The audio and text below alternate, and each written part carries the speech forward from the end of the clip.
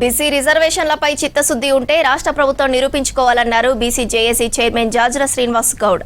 తెలంగాణ పర్యటనకు వచ్చిన రాష్ట్రపతి ద్రౌపది ముర్ము వద్దకు అఖిలపక్ష నేతలతో కలిసి సీఎం రేవంత్ రెడ్డి భేటీ అవ్వాలని కోరారు. రాష్ట్ర అసెంబ్లీలో చేసిన బీసీ రిజర్వేషన్ల బిల్లును ఆమోదించాలని రాష్ట్రపతిని రిక్వెస్ట్ చేయాలన్నారు. హైదరాబాద్ బషీర్బాగ్ ప్రెస్ క్లబ్లో నిర్వహించిన సమావేశంలో జాజుల శ్రీనివాస్ గౌడ్ మాట్లాడారు.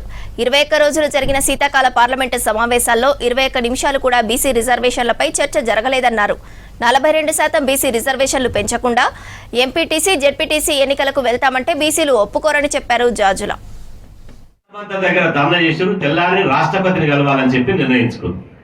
రాష్ట్రపతి కలవలే. అప్పుడు అపాయింట్మెంట్ అడిగినామన్నారు, కలవలేదని చెప్పారు.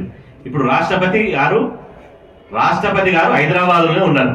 నాకు తెలిసి 22వ తారీఖు వరకు ఆమె గౌరవ రాష్ట్రపతి గారు హైదరాబాద్లోనే ఉంటారు. రేవంత్ రెడ్డి గారికి బీసీల పట్ల ఏమాత్రం చిత్తశుద్ధి ఉందా? రేవంత్ రెడ్డి గారు ఈ అవకాశాన్ని తీసుకో. ఎట్టి పరిస్థితుల్లో ఈ రాష్ట్రంలోనే రాష్ట్రపతి గారు ఉన్నది కాబట్టి ఇక ఆమె మీ అపాయింట్మెంట్ను రిజెక్ట్ చేయడానికి వీలే లేదు. మీరు ఖచ్చితంగా బీఆర్ఎస్ని, బీజేపీని, ఎంఐఎంను, సిపిఐ, సిపిఎం, జనసమితి, బీసీ సంఘాలు అందరూ తీసుకుపోయి రాష్ట్రపతి దగ్గర కూర్చోబెట్టు.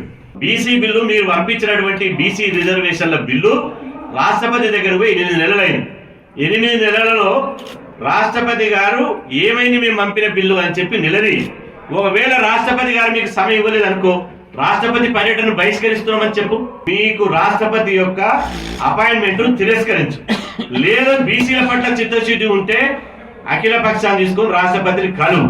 లేకపోతే మాత్రం మీరు రాష్ట్రపతిని కలవకపోతే మేము కూడా రాష్ట్రపతి సమయం అడుగుతున్నాం.